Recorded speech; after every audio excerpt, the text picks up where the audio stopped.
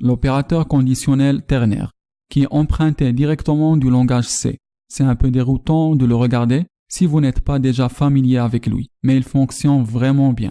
L'opérateur ternaire est une structure de raccourci qui assigne différentes valeurs à une variable, selon qu'une condition est vraie ou fausse. L'opérateur ternaire se compose d'un point d'interrogation et le signe de point.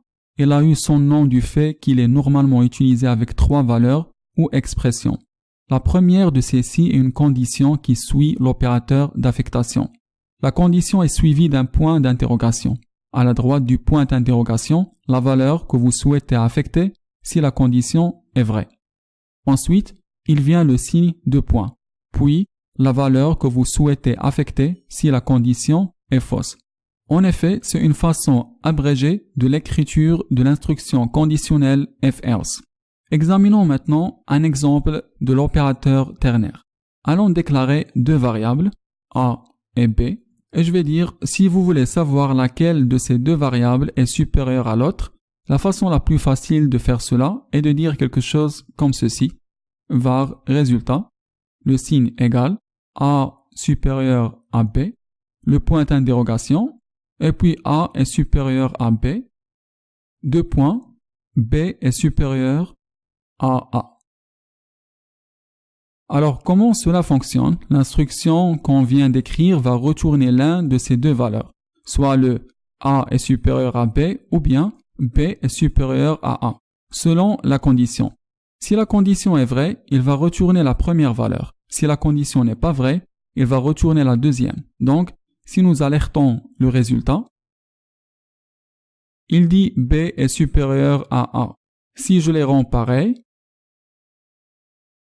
alors il va encore dire B est supérieur à A, parce que l'expression n'est pas vraie. Et évidemment, B n'est pas supérieur à A, mais dans les cas où A n'est pas supérieur à B, alors il va toujours rendre B le supérieur, même si elles sont égales. D'autre part, vous pouvez même les imbriquer. Ils commencent à être encore plus déroutants quand vous le faites, mais vous pouvez faire quelque chose comme ceci. A est égal à B, le point d'interrogation, A est égal à B, 2 points, et puis vous avez toute cette autre expression d'avant, juste là.